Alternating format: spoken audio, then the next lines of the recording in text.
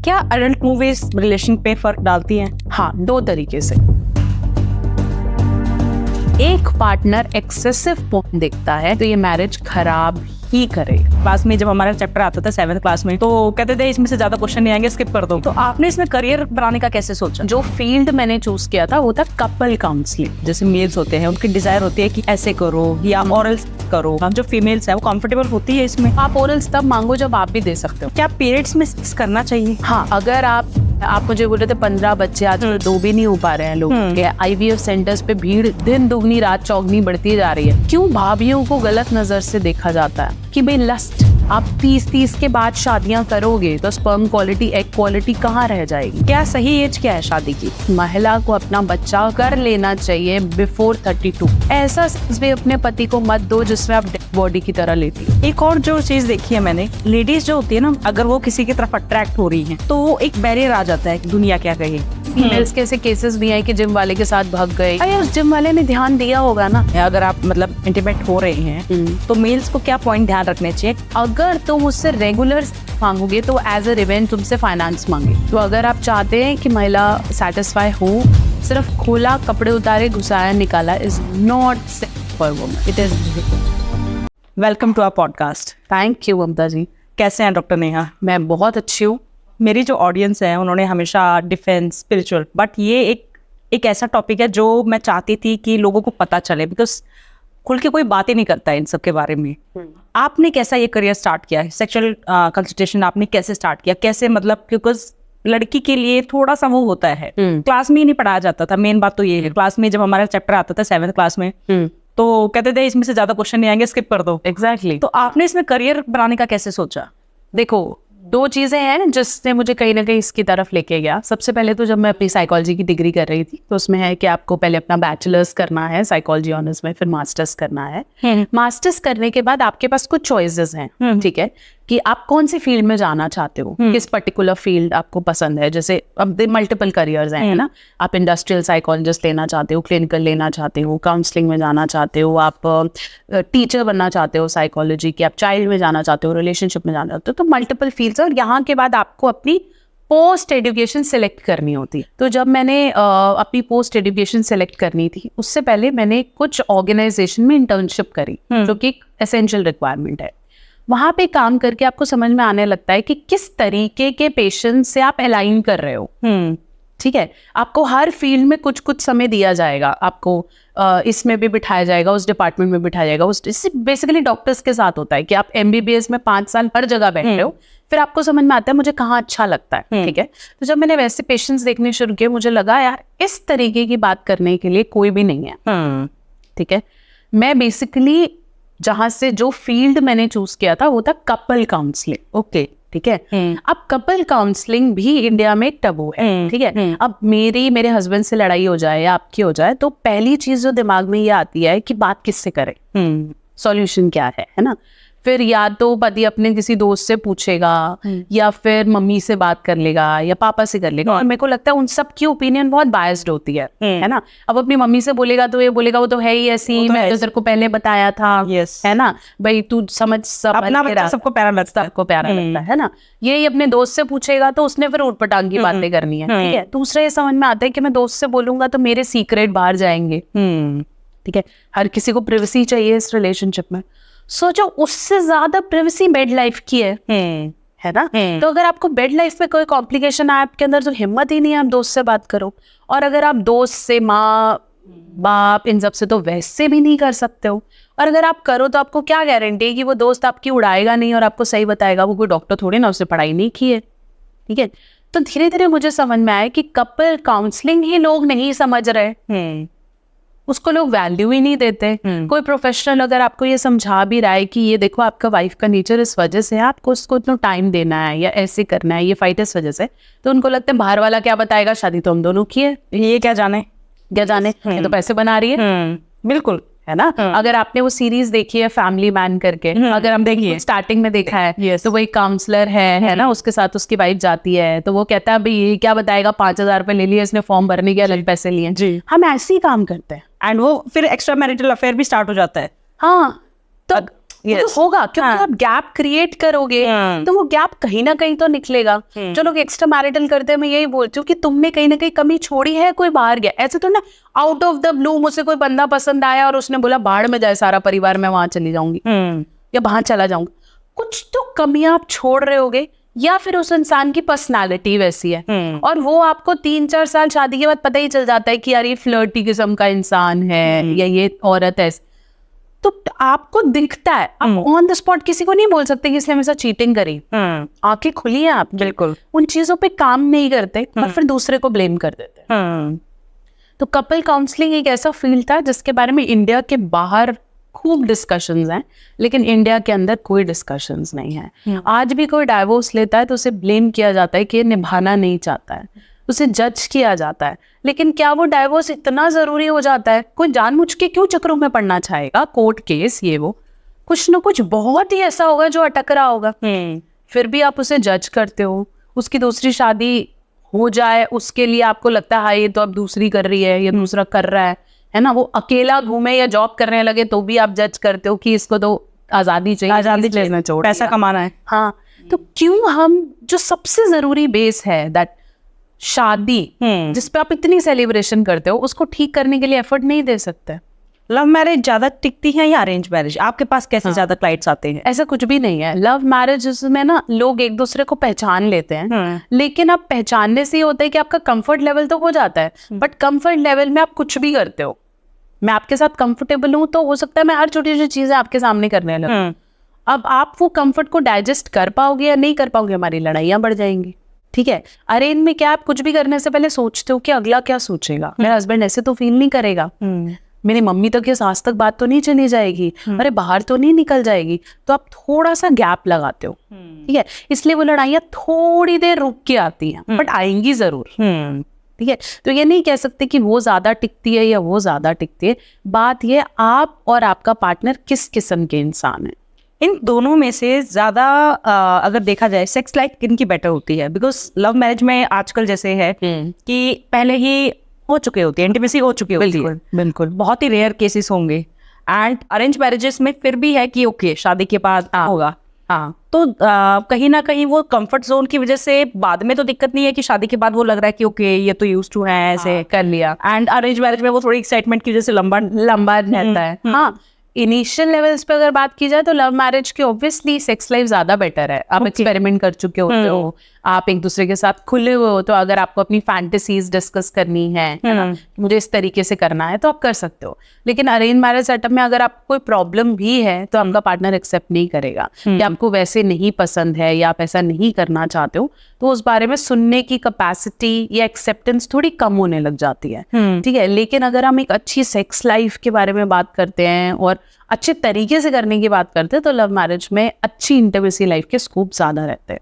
Hesitation arrange marriages में जो होती है, मतलब लेडीज खासकर होता है कि वो एक्सप्रेस नहीं करती हैं उनको कितना चाहिए, क्या चाहिए, या उनको पेन हो रहा है, या वो चाहती है कि आप यहाँ पे किस करो, बट वो उनको लग रहा है कि अगर मैंने बता दिया तो ये सोचेगा ये तो एक्सपर्ट है। हाँ, ये तो एक्सपर्ट है। तो ऐसे केसेस आते हैं आपके पास? बहुत बहुत जहाँ फीमेल्स मेरे को एक्चुअली पूछती है कि मैंने पहले किया हुआ है, मैं ऐसा कितना बोलूं और क्या करूं कि उसे पता ना चले। प्रेशर है ना, ठीक है, कि नहीं पता चले, या ऐसा तो नहीं हो जाएगा कि उसे ऐसा लगने लगेगा।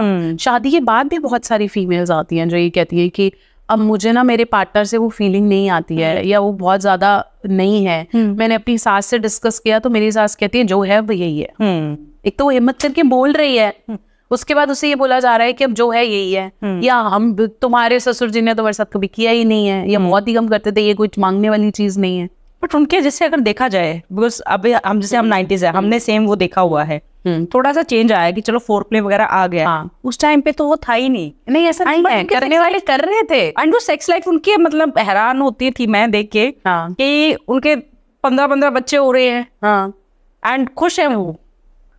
तो ये कैसे चेंज? आजकल बहुत जल्दी मन भर जाता है कि ओके, बहुत डीप क्वेश्चन है ये। लेकिन इसको ऐसे समझेंगे कि पहले बोलते हैं 15-15 बच्चे और ये, तब ऐसे में अगर हम संतुष्टि या सेक्स लाइफ की बात करें तो वो संतुष्टि नहीं थी। ओके, ठीक है, और तब संतुष्टि के पैमाने सेक्स से थे भी नहीं।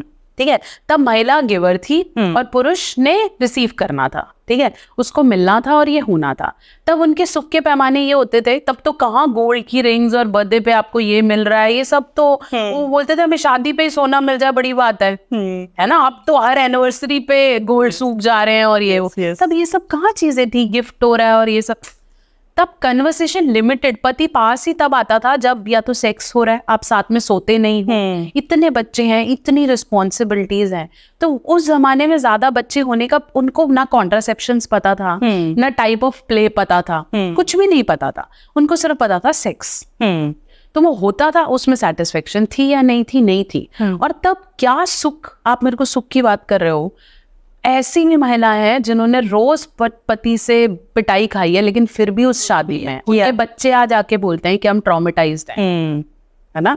हमारी नानियां दादियां कितना भी पिटी हो, कितने भी एक्स्ट्रा मैरिटल हुए हो उनके पतियों के, मजाले छोड़ के गई हो, है ना, क्योंकि तब सुखी का पैमाना पति से सेटिस्फेक्शन था ही नहीं। तब ये था कि हमें निकाले ना, हमें जलाए ना, हमारे पेरेंट्स तक कोई बात ना पहुंचे और बस दबाया जाता था। हाँ, तब जॉब और ये सब पर्सपेक्टिव थे ही नहीं, ठीक है।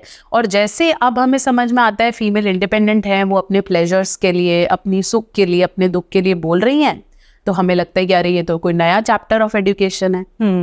फोर्थ प्ले तब भी था, अब भी है, और जो उसको वक्त देते थे वो तब भी अच्छे से करते थे, ठीक है। तो ये नहीं बोल सकते कि अब बच्चे कम हो रहे हैं और ये, अब तुम्हारी चॉइसेस ही अलग हैं, ठीक है। पहले यार 3 चीजें खाने की होती थी, वही रोटी, वही सब कुछ, सुखी थे ना लोग। पिज्जा सुना था हमारे 90s में, कभी पिज्जा सुना था? नहीं था ना। अब हम कल ही बात कर रहे थे, कहाँ पिज्जा और बर्गर होते थे। अब तो डोमिनोज डिलीवरी 2000s में आने लगी है, उससे पहले तो ये सब था ही नहीं। तब भी खुश थे हम लोग। हमारे पेरेंट्स हमें, हमारी कोई हमने पेपर में अच्छे मार्क्स आ गए तो बाहर खाने ले जाते थे। yes. अब तो बच्चों का मन करता है हर दूसरे समय, वो बाहर का तो यूज हो गए। हाँ, तो प्लेजर्स, चाहे वो भूख का है, प्यास का है, टेस्ट का है, बढ़ तो रहा है, लेकिन हम सुखी हैं। एंड शायद कहीं ना कहीं यही जो है आजकल डिवोर्स का एक फैक्टर बन गया है। डिवोर्स का फैक्टर है। आप मुझे बोल रहे थे 15 बच्चे, आजकल 2 भी नहीं हो पा रहे हैं लोगों के, 1 भी नहीं हो पा रहा है। IVF सेंटर्स पे भीड़ दिन दुगनी रात चौगनी बढ़ती जा रही है। आदमी को बोलता है करियर ऑप्शन, तो डॉक्टर की फील्ड में बोलता है IVF स्पेशलिस्ट बन जाओ, बहुत पैसा है। क्यों जा रहे हैं IVF की तरफ? मतलब लाइफस्टाइल्स अच्छे नहीं है, आपकी स्पर्म क्वालिटी अच्छी नहीं है, आप सारा दिन इलेक्ट्रॉनिक्स, गैजेट्स, कैमरास, लैपटॉप्स के आगे बैठते हो तो रेडिएशन हार्मफुल है, ठीक है। आपका पूरा दिन बैठे बैठे निकलता है। एक बहुत पर्टिकुलर बायोलॉजिकल क्लॉक के बाद शादी कर रहे हो, जो एक पीक एज ऑफ रिप्रोडक्शन है ना। आप 30 के बाद शादियां करोगे तो स्पर्म क्वालिटी, एग क्वालिटी कहाँ रह जाएगी? पहले के जमाने में सुना था एग फ्रीज करा लो, महिलाएं एग फ्रीज करा रही हैं। एड्स चल रही हैं फेसबुक पे जो बोलती है अगर आप अपनी शादी के लिए श्योर नहीं हो तो आज ही अपने एग फ्रीज कर लो। और रुझान कितने हैं उनकी तरफ, इनकी मार्केट्स ऐसे बढ़ रही हैं, बहुत बुरी। एक भी IVF सेंटर का डॉक्टर है आज भी वो देख के थकता नहीं है कि कितने पेशेंट्स हैं मेरे। क्या सही एज क्या है शादी की? देखो, अगर हम रिप्रोडक्टिव या बायोलॉजिकल क्लॉक के हिसाब से चले तो एक महिला को अपना बच्चा कर लेना चाहिए बिफोर 32, ठीक है। उसके बाद फिर परेशान वाली सिचुएशन है, अगर वो मेडिकली ठीक है तो, ठीक है।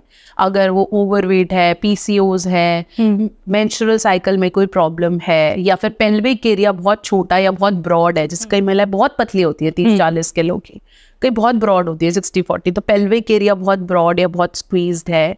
मेटरनल फैमिली में कोई इश्यूज हैं, जैसे मदर को फ्रीक्वेंट शुगर रहा है, हेमी एक्यूट इलनेस रही है, ऐसी सिचुएशन में before 30 is the right time to reproduce a child, ठीक है।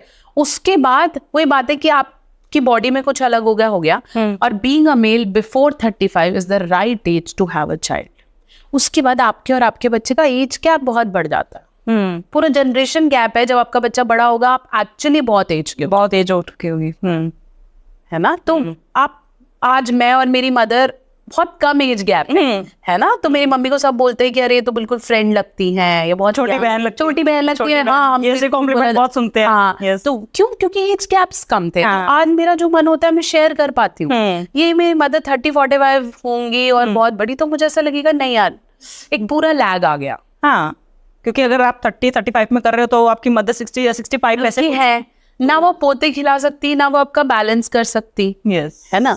और फिर हम उन्हें बोलें कि वो अपने लिए एंजॉय भी ना करें, है ना। अब जैसे बधाई दो में दे हैव किड, ऐसी मूवीज हैं जिसमें फीमेल 40-45 में दूसरी शादी कर रही हैं, या कुछ क्यों नहीं करें। जब आप एज अ कपल प्रोग्रेस कर रहे हो तो एज अ फीमेल वो क्यों नहीं प्रोग्रेस करेगी।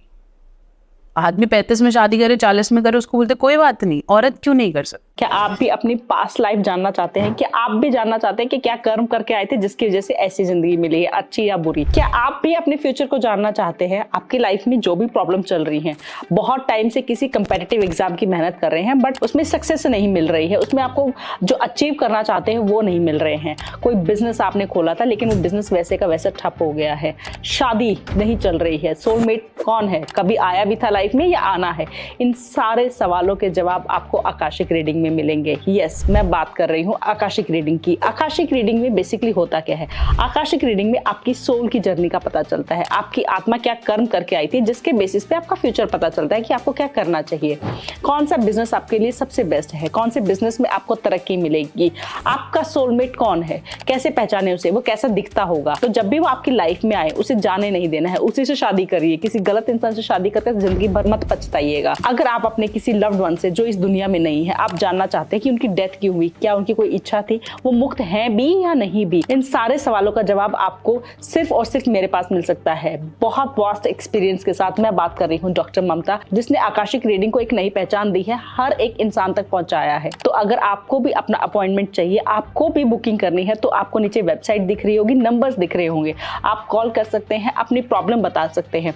इसमें बच्चों की भी रीडिंग हो सकती है, बच्चों की भी रीडिंग की जाती है। अगर आपका बच्चे को कोई प्रॉब्लम है, ऑटिज्म से सर्वाइव कर रहा है या क्यों है ऐसा वो बच्चा, क्या किस्मत, क्या आपने क्या ऐसे दान पुण्य किए थे जिसकी वजह से आप इतने सौभाग्यवती हैं, जो भी आपके सवाल हैं वो उन सब सवालों के जवाब आपको आकाशिक रीडिंग में मिलेंगे। जय माता दी।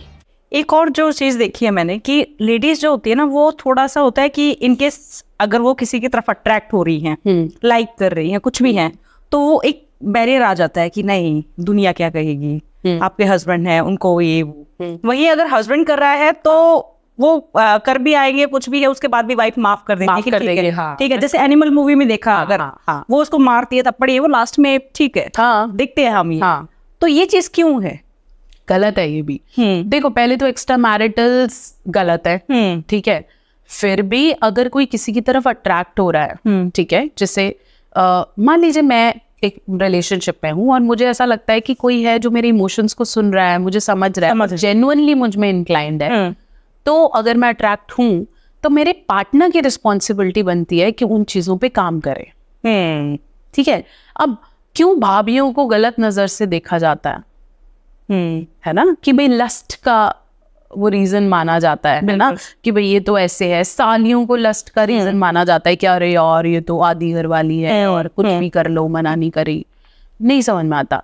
एक्स्ट्रा मैरिटल्स पहले तो जानते होते क्यों हैं, फिर इनको डिस्कस करेंगे। सबसे पहले महिलाओं के केस में अगर हम बात की जाए इस पर्सपेक्टिव से, बहुत सारी महिलाएं एक्स्ट्रा मैरिटल तब करती हैं जब वो खोखली होती हैं। मैंने एक बहुत अच्छी रील बनाई थी, बहुत वायरल हुई थी, मैं उसको आज यहाँ बोलती हूँ।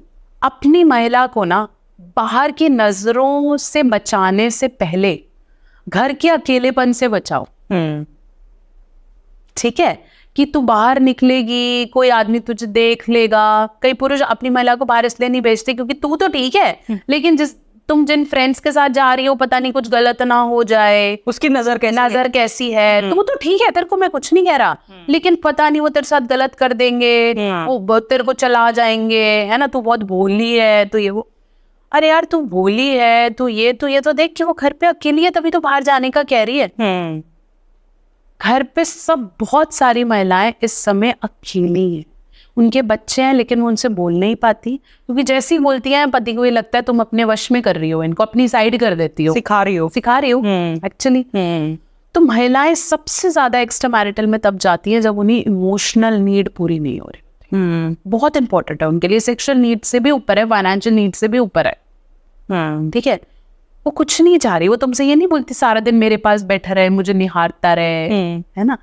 और जरूरी है भी उसके लिए, इतने गाने क्यों बने हैं तारीफों के, क्योंकि उसे वो चाहिए, तो वही चाहिए, क्यों नहीं करते? बिल्कुल। कितने गाने बन गए, तेरे बाल, तेरा ये, तेरा वो, तेरा ये। जब तुम्हें पता ही है तारीफ करनी है तो करके खत्म करो ना, कर दो। उसके लिए क्या ईगो रखना। लेकिन एक चीज है इसमें, ये बात सही कही आपने। हाँ। ये भी होता है कि रोज कैसे तारीफ कर सकते, नहीं करो ये रोज हाँ। कैसे तारीफ करे, हो तो गया, या फिर एक टाइम पेस होता मैं है। क्वेश्चन पूछूं ममता कि मैं रोज तेरे लिए खाना कैसे बना दूं? जी, सेम कैसे अच्छा खाना बना दूं? कभी मेरे को भी बोल दे तू खाना मत बना। पूछना पड़ता है तारीफ के लिए। सच्ची बता रही हूँ मैं कि मैं कैसी लग रही हूँ। हाँ, और उसमें भी ठीक तो है, ठीक तो है। फर्स्ट क्लास है, वो हाँ। Simple words. और या फिर वेट लॉस हुआ है या बढ़ा है, बस। हाँ, वो भी उनको नहीं समझ में आता। बोलते पहले भी अच्छी लगती थी, अभी भी अच्छी लगती है। जब तुम्हें पता है that she needs that emotional connection, तो दो ना भाई। और बहुत सारी महिलाओं को वो धीरे धीरे, आपने बहुत सी फीमेल्स डाइवर्ट होती हुई देखी है। जो भाभियां नाम लिया जाता है, ये स्टार्ट ही तब होता है जब वो तारीफ करना शुरू करते हैं। महिला को लगता है यार मेरा तो बिल्कुल ध्यान नहीं देता, ये ध्यान दे। इसने इतनी बारीकी से नोटिस किया। यस। जिम जाती हैं, बहुत सी फीमेल्स के ऐसे केसेस भी हैं कि जिम वाले के साथ भाग गई, ये किया, बहुत से क्रिमिनल रिकॉर्ड्स हैं। अरे उस जिम वाले ने ध्यान दिया होगा ना, चाहे ठीक है 50 में से 2 गलत है, ठीक है, बट क्या तुमने वो ध्यान दिया? Women are made to appreciate. मैं कोई वो नहीं कर रही हूँ, but we are emotional beings. Yes. हमें करके अच्छा लगता है। हम चाहते हैं कि पूरे दिन में, ये भी मैंने एक रील बनाई थी, एक और मतलब बहुत अच्छी रील है। शादी के बाद ना आई लव यू इम्पोर्टेंट नहीं है, इम्पोर्टेंट है मेरे लिए खड़ा रहे, 10 लोगों के आगे बोले, मेरे को टाइम दे, ठीक है, और मेरे को एक्सप्रेस करने। ये कर दो ना, आई लव यू नहीं भी बोलोगे चल जाए। सुन लो मेरे दिल की, मैं क्या कहना चाह रही हूँ भाई, ठीक है, ये 3 कर दो, आई लव यू नहीं भी बोलोगे तो मुझे समझ में चल जाएगा। ठीक है। अब ये पता नहीं पुरुष क्यों नहीं समझ पाते। उनको लगता है ये सेक्स नहीं करने दे रही, ये नहीं करने दे रही, ये बाहर चली गई है। क्या तुमने वो 3 नीड्स पूरी करी? उसने तो नहीं बोला मेरे को सोना ला के दे। हाँ, अगर तुम उससे रेगुलर सेक्स मांगोगे तो एज अ रिवेंज तुमसे फाइनेंस मांगेगी। बोलते हैं गोल्ड डिगर है, ये टैग मिलता है। क्यों? तुम उससे कुछ और मांग ही नहीं रहे, उसकी इमोशनल नीड पूरी कर ही नहीं रहे, ठीक है। शादी से पहले गोल्ड डिगिंग छोड़ो, लेकिन ये सब कर ही नहीं रहे, फिर वो क्या मांगेगी? फिर वो यही बोलेगी तू अपने भाई को प्रॉपर्टी नहीं देगा, तू अपने बच्चों के लिए रखेगा, तू अपनी माँ से बात नहीं करेगा, तू मेरे को सोना ला के देख। वो क्यों बोल रही है ये सब? उसको चाहिए थोड़ी ना, रिवेंज ले रही है वो तुमसे। क्योंकि जब उसे तुम चाहिए हो, वो फिर अब गोल्ड से अपनी नीड पूरी करती है। इसलिए लेडीज शायद वो डाइवर्ट करने के लिए इधर उधर शॉपिंग या खुद को, क्योंकि उनको पता है कि घर में कोई मिल नहीं रही है। हाँ, मैंने ऐसे केसेस भी देखे हैं, मेरे पास भी मतलब एक ऐसी आई थी, उन्होंने कहा कि मैम उसको फर्क ही नहीं पड़ा है कि मैंने दिन में खाना खाया है कि नहीं, हाँ, मैं हंसी हूँ कि नहीं, मैं कैसे क्या मतलब एक मैं पूरा दिन कैसे काम कर रही हूँ और बस कैसे मैं निकाल रही हूँ, फर्क ही नहीं पड़ रहा है। लेकिन जैसे ही अगर मैं थोड़ा सा भी बाहर निकलूं, मैं तैयार हो जाऊं, तो बेचैनी हो जाती है। तो ऐसे केसेस में मतलब मैं उसका ट्रॉमा देख के वो सोच रहे थे कि सच मतलब ऐसा भी होता है, और लोगों को लगता है बहुत परफेक्ट मैरिज है, बहुत बढ़िया चल रही है। भाई एक चीज मुझे और भी नहीं समझ आती ममता, लोगों को पता नहीं क्यों परफेक्ट मैरिज दिखानी, क्यों दिखानी? तुम अपनी किसेस, फोटोज, ये परफेक्ट मैरिज दिखा रहे हो, तो फिर फ्लॉज दिखाने से क्यों डर रहे हो? फ्लॉ तो है ही। ऐसी एक शादी नहीं है, एक शादी नहीं है, राम सीता, मैं और भी रिलीजियस नहीं जाती, पार्वती शिव, हर मैरिज में देयर आर फ्लॉज। एक की एनर्जी ज्यादा होगी, एक की कम होगी, दोनों कभी भी 50-50 नहीं है।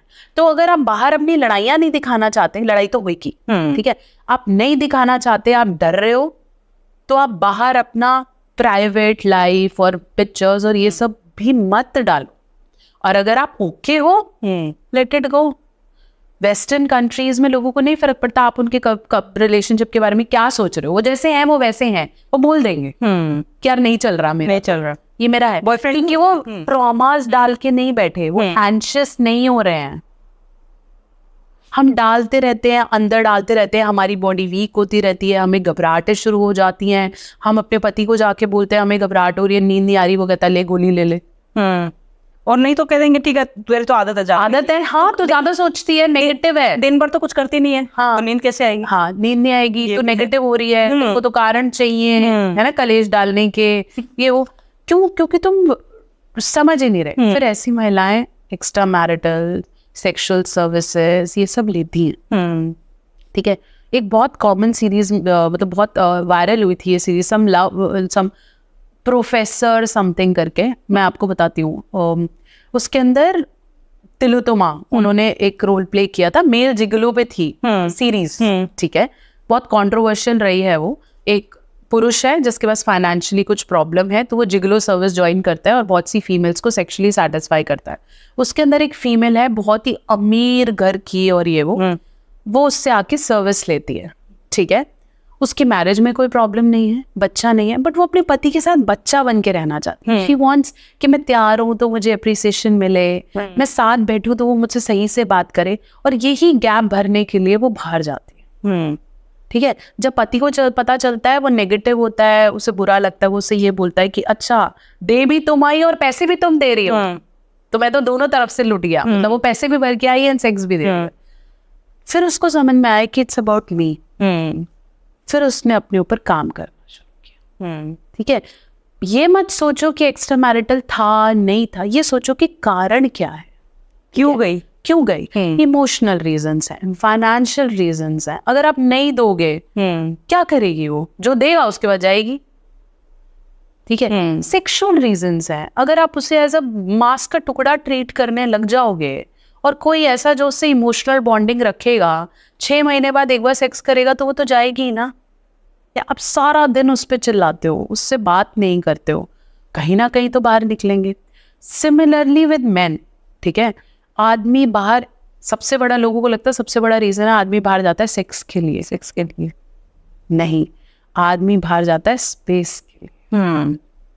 ये घर पे आता है चा चा चा चा चा चा चा चा, उसे नहीं चाहिए। वो ऑफिस में कमरा लेके सो सकता है, ऑफिस में पंखा लगाएगा, एक आदमी रखेगा, बोले मेरे को खाना बना के दे, बढ़िया बिस्तरा लगाएगा, सो जाएगा। उसको ये चाहिए, उसे जजमेंट नहीं चाहिए। सोचो पुरुष की परवरिश कैसे हुई है, वो पैदा हुआ ना, उसको पैदा होते ये बोला जाता है तेरे को कमाना है, शादी तभी बीवी आएगी, तेरे को कमाना है, हम बुढ़े हो जाएंगे, तेरे को देखना है, पालना है। हाँ, तेरे को कमाना है, क्योंकि फिर सोसाइटी में इज्जत नहीं है, तेरा भाई ये कर गया, तेरी बहन ये कर गई, तू कब करेगा। उसको सारी जिंदगी तो देना देना देना देना उसको सिखा रखा है कि तेरे को ये प्रूव करना है सोसाइटी को। उसके पास कोई ऐसी जगह नहीं है जहाँ जाके वो रो के बोल सके कि मुझे ये दिक्कत है। मेरे पास कितने मेल पेशेंट्स हैं जिनको प्रॉब्लम नहीं होती, लेकिन फ़ोन पे रोते रहते हैं, यही कि अब प्लीज़ मेरी बात सुन लो सही, मैं कुछ कहना चाहता हूँ। कुछ बेकार भी है, लेकिन कुछ सही में रियली बहुत परेशान होते हैं।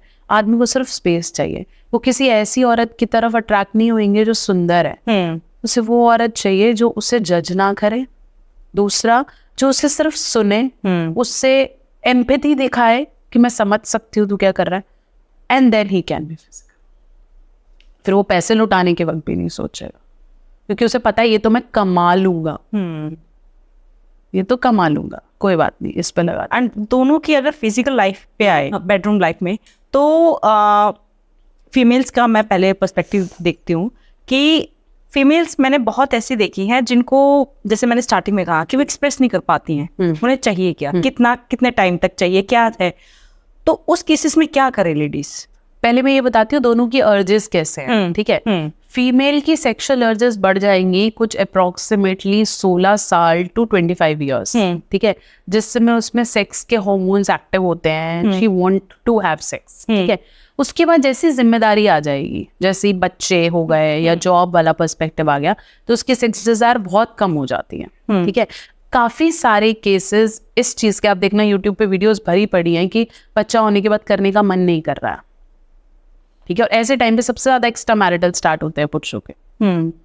ठीक है, क्योंकि वो इमोशनली खुद ही किसी स्टेट में नहीं है, फिजिकली भी नहीं है ना, बॉडी भी, प्लस सारी रात जग रही है, ब्रेस्ट फीड करा रही है, बॉडी उस फ्रेम में ही नहीं है कि वो कर पाए। तो ऐसे में या तो डिजायर भी चली जाती है, हॉर्मोन्स भी ऊपर नीचे हो रहे हैं, तो ये एक फेस है। फिर उसके हॉर्मोन्स एक्टिवेट होते हैं समवेयर 40 मेनोपॉज के बाद। ओके, ये जो बीच का जो है ये, हाँ, ये रिस्पॉन्सिबिलिटीज में जा रहा है। ठीक है, तो 40-45 ईयर्स के बाद उसके अर्जेस बढ़ जाते हैं। ठीक है, वो करना ही चाहती है। ठीक है, फिर पुरुष उस फेज में चले जाते हैं कि उनको ये लगता है कि अरे अब तो एज हो गई, अब क्या करना है ना, ये तो शर्म की बात है, अभी नहीं करना चाहिए। तो लेकिन पुरुषों की जो सेक्सुअल ड्राइव है वो पीक करती है कुछ 20 to 40 ईयर्स में। ठीक है, उसके बाद 50s प्लस 50s, या इसलिए बोलते हैं कि अपने उम्र से छोटी महिला, क्योंकि जब आपका पीक आएगा तो उसका भी पीक होगा, नहीं तो फिर वो रेस्ट कर जाएगा। ठीक है, इसलिए वो गैप बना है। ऐसा नहीं है कि मन किया, वो स्टार्ट देख के बनाया गया कि ये गैप होना चाहिए। अगर मैं कंपेयर करूं महिला और फीमेल के प्लेजर्स से, तो ऐसा नहीं है कि महिला का प्लेजर कम होता है या महिला ना बोल नहीं पाती, कोई एक्सप्रेशन नहीं है। पुरुष बोल देते हैं कि मुझे करना है या आज ऐसे है, बट बहुत से पुरुष इमोशनल भी हैं, हम किसी को वो नहीं करते। कई ऐसे पुरुष अगर महिला ने मना कर दिया तो वो नहीं करेंगे, बिल्कुल वो वैल्यू करते हैं। तो लेट्स नॉट, वो बोलते हैं ना किसी को नॉर्मलाइज नहीं करते, बट अर्जेस दोनों की बराबर है। अगर वो हैप्पी है तो अर्ज सबकी बराबर है, और अगर नहीं तो फिर पुरुष ब्लेम हो जाते हैं बेचारे कि इसको तो यही चाहिए। ठीक है, तो अगर आपकी अगली बार से मैसेज यही है, अगर आपकी महिला सेक्स नहीं दे रही है, पहले इमोशनली सॉल्व करो, मेडिकली सॉल्व करो, और फिर ब्लेम करो। मेरे पास कितने पेशेंट्स हैं जिनको मैं बहुत अप्रिशिएट करती हूँ, जो खुद आगे आके उन्होंने बोला प्लीज़ आप मेरी वाइफ से बात करो, मुझे लगता है मैं ना बहुत जगह काम धंधा और ये सब करने के चक्कर में इसको इग्नोर कर गया, आप प्लीज़ इसको बोलो कि मैं सब करूँगा, और क्या इसकी नीड्स है मैं उसको कैटर करना चाहता हूँ, क्योंकि अब बच्चे बड़े हो गए और अब मेरी प्रायोरिटी ये है। वो फेज आए ना तो प्लीज़ उसको हेल्प। क्या पॉइंट्स ध्यान रखने चाहिए अगर आप मतलब इंटीमेट हो रहे हैं, तो मेल्स को क्या पॉइंट ध्यान रखने चाहिए ड्यूरिंग इंटीमेसी, क्या उनको ध्यान रखना चाहिए जिससे वो सेटिस्फाई हो? तो अगर आप चाहते हैं कि महिला सेटिस्फाई हो और प्लेजर बढ़े, तो ये बिफोर मैरिज आफ्टर मैरिज अलग कर देते हैं। ठीक है, ओके। तो बिफोर मैरिज सबसे ज्यादा इंपॉर्टेंट है आपका पैशन। ठीक है, आप कितना पैशनेटली करना चाहते हो और कितना आप उसके अंदर इन्वॉल्वमेंट दिखाते हो। ठीक है, अगर महिला को लगेगा कि फुल टू मेरी बॉडी में है, इन्वॉल्व हो रहा है, एफर्ट ले रहा है, ठीक है, तो वो महिला सेटिस्फाई होएगी ही होएगी। ठीक है, क्योंकि उसको आपके मेंटल एक्सप्रेशन एक्साइट कर रहे हैं। बहुत सारी महिलाएं खुद भी रिलीज नहीं होती, लेकिन जब अपने मेल पार्टनर के एक्सप्रेशन देखती है कि वो हो गया, तो वो बोलती ठीक है। ठीक है, क्योंकि उसके लिए आपके एक्सप्रेशन मायने रखते हैं। अगर आप उसे पैशन दिखाते हो आपकी बॉडी के साथ प्ले, उसे लगता है कि ये मेरे लिए कर रहा है, मेरे लिए क्रेव करता है, मुझे प्यार कर रहा है, प्यार कर रहा है, क्रेव कर रहा है, मेरी बॉडी चाह रहा है, तो अल्टीमेटली उसके लिए वो सेटिस्फेक्शन है। शादी के बाद सेटिस्फेक्शन मैटर करती है, मेरी इज्जत और रिस्पेक्ट कितनी कर रहा है, मेरी वैल्यू कितनी करता है। और अगर आप वो वैल्यू दे पा रहे हो तो वो काम करेगा। ये हो गया इमोशनल पर्सपेक्टिव में। अब हम बात करते हैं फिजिकल पर्सपेक्टिव की। शादी से पहले फिजिकल पर्सपेक्टिव है, आपका स्टैमिना कितना है, आप परफॉर्म कितना अच्छे से कर पा रहे हो। ठीक है, आपने उसको कितना सेफ रखा है कि आप कहीं भी कर रहे हो या आप अच्छी जगह से माहौल बना के कर रहे हो।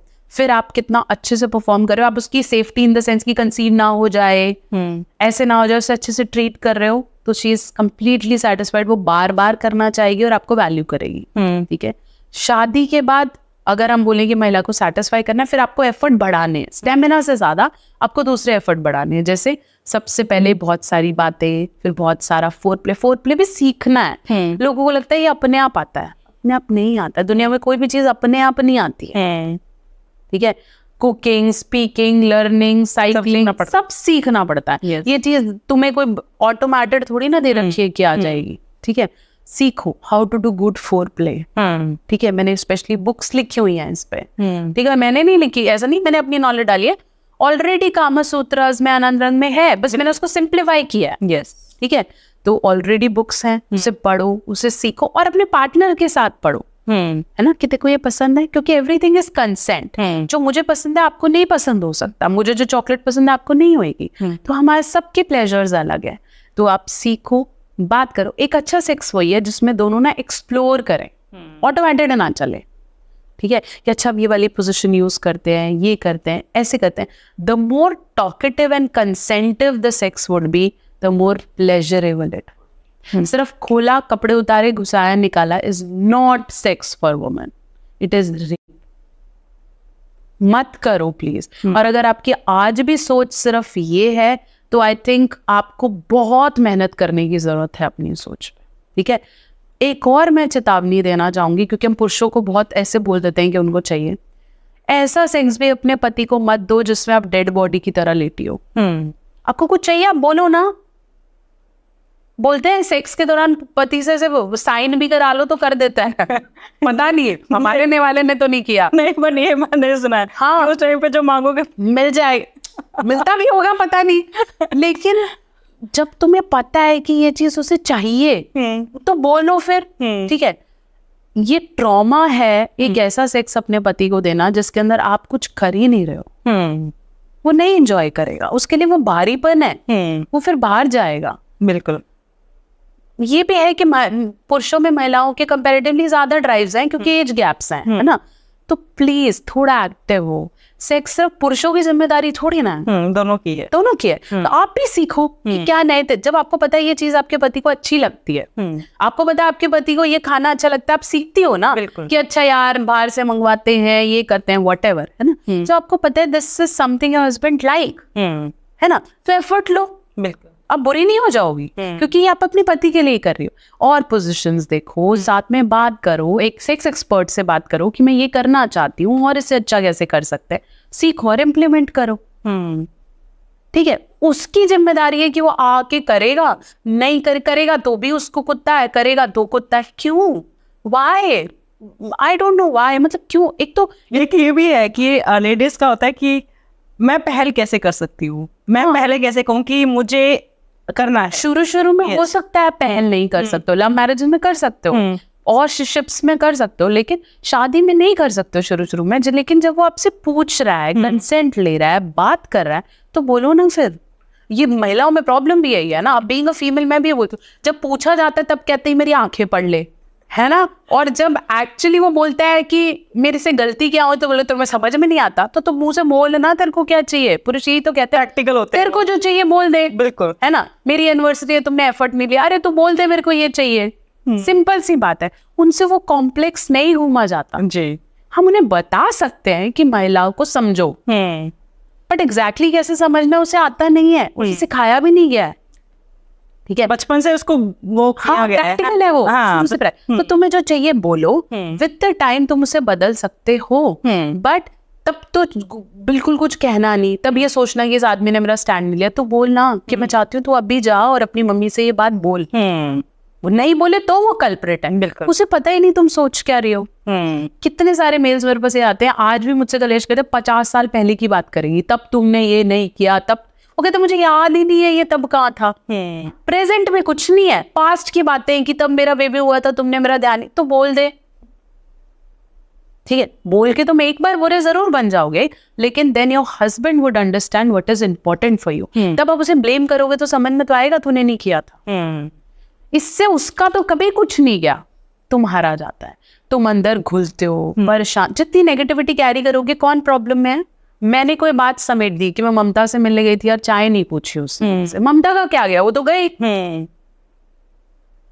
परेशान कौन हो रहा है? मैं। मेरे को लगा यार मेरी वैल्यू नहीं की, मैं अब बात नहीं करूंगी, ये तो गलत बात है। मैंने बोल दिया यार मुझे ये चाहिए, नहीं दे तो बात अलग है। बिल्कुल, तो मैं ब्लेम तो कर सकती हूँ यार, सही नहीं है यार, है ना। तो बोलो, relationship is all about expressing. वो सुने ना सुने, बोलो और सुनो। मतलब मेल्स को भी मैं बोलूंगी लिसन। एक और मैं हमेशा बोलती हूँ, marriage is not about advices. Mummy papa ने बड़ी एडवाइस दी हमें, ये करना है। पार्टनर से मुझे एडवाइस नहीं चाहिए, पार्टनर से मुझे सिर्फ सुनना चाहिए। बिल्कुल, है ना।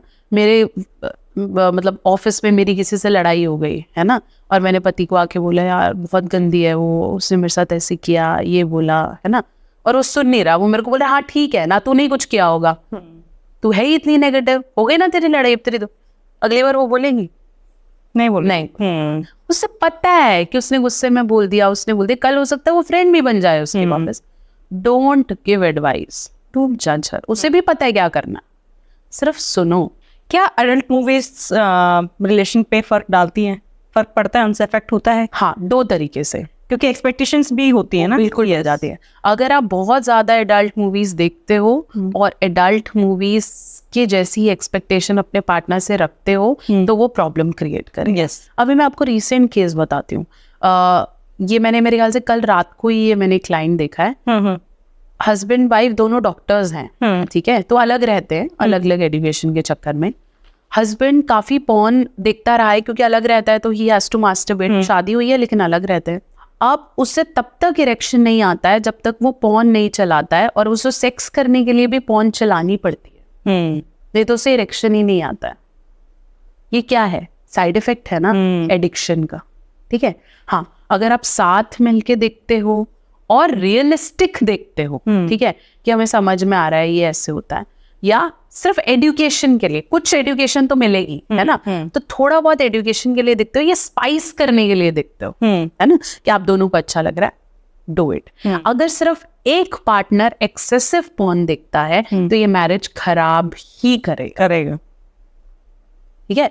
दोनों साथ मिलके देख रहे हो, ठीक है, कभी कभी देख रहे हो तो इट्स ओके, बट अगर एक पार्टनर हद से ज्यादा देखता है तो वो कलेश ही। तो जैसे एडल्ट मूवीज देखने के बाद जैसे मेल्स होते हैं, उनकी डिजायर होती है कि ऐसे करो या ऑरल सेक्स करो, ये करो, तो ये कितना, क्या लेडीज जो फीमेल्स है वो कंफर्टेबल होती है इसमें? नहीं, महिलाएं ओरल्स के लिए बहुत जल्दी एग्री नहीं करती क्योंकि they are not educated enough, ठीक है। प्लस किसी का प्राइवेट पार्ट चाहे कुछ भी है, मेल्स के लिए ब्रेस्ट सक करना उतना ही ऑकवर्ड है जितना फीमेल्स के लिए ओरल्स करना, है ना। प्लस ऐसे भी मेल्स हैं जो अपने हाइजीन पे बिल्कुल ध्यान नहीं रखते, मोरोवर वो ओरल्स लेने के लिए कंसेंट भी नहीं लेते, है ना। मेन कंसर्न तो वही होता होगा। बिल्कुल एग्जैक्टली, कंसेंट भी नहीं लेते, बस खोला और उसको लगता है कि फीमेल का हेड नीचे जाए और मैं पूछूं ही ना और पता भी ना करूं। तो बहुत सी महिलाओं के लिए ये बहुत ज्यादा अपमानजनक भी हो सकता है, फिल्थी या बोलते हैं ना ऑकवर्ड भी हो सकता है, यक्की फीलिंग वाला भी हो सकता है। लेकिन अगर आप अच्छे से खुद भी देने, देखो आप ओरल्स तब मांगो जब आप भी दे सकते हो, दोनों कर सकते हो। हाँ, आप नहीं कर सकते और आप उससे रिसीव करना चाहो बिना उसकी मर्जी के, तो ये गलत है, ठीक है। वैसे तो देखो oral sex is not type of sex, ठीक है, even anal oral are not type of sexes, ठीक है। लेकिन अगर आप करते हो तो आप देने के लायक भी बनो और फिर अपना हाइजीन भी उतना रखो कि आपके पार्टनर को अनकंफर्टेबल ना लगे, ठीक है। फीमेल एजुकेटेड नहीं है, वो पॉर्न ज्यादा नहीं देखती हैं, तो उनके लिए बहुत ही अलग होता है। अगर आप जितना प्यार से, कंफर्टेबलनेस से और खुद भी देते हुए अच्छा फोरप्ले करते हुए करोगे तो may be with the time she will get it. Performance pressure भी होता है मेल्स पे? बहुत होता है, इवन फीमेल्स पे भी बहुत होता है।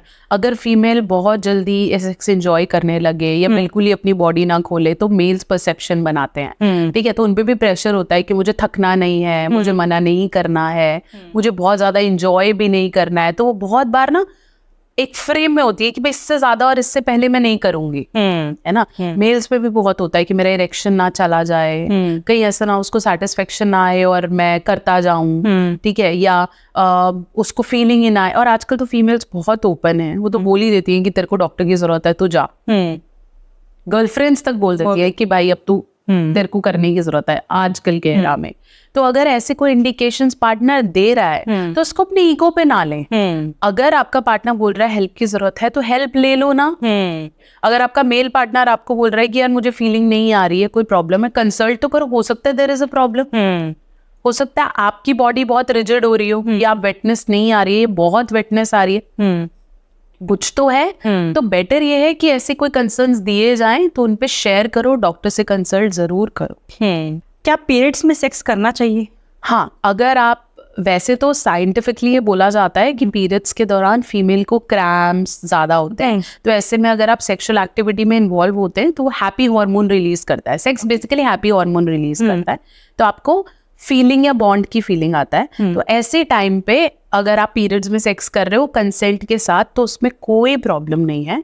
लेकिन आप हर बार करोगे, हर पीरियड्स में करोगे तो वो बॉडी को हार्म कर सकता है। एंड क्या इसमें प्रिकॉशन लेके करना चाहिए? बिल्कुल, आपको नीचे एक बेडशीट बिछानी है क्योंकि period sex would be messiest sex, okay.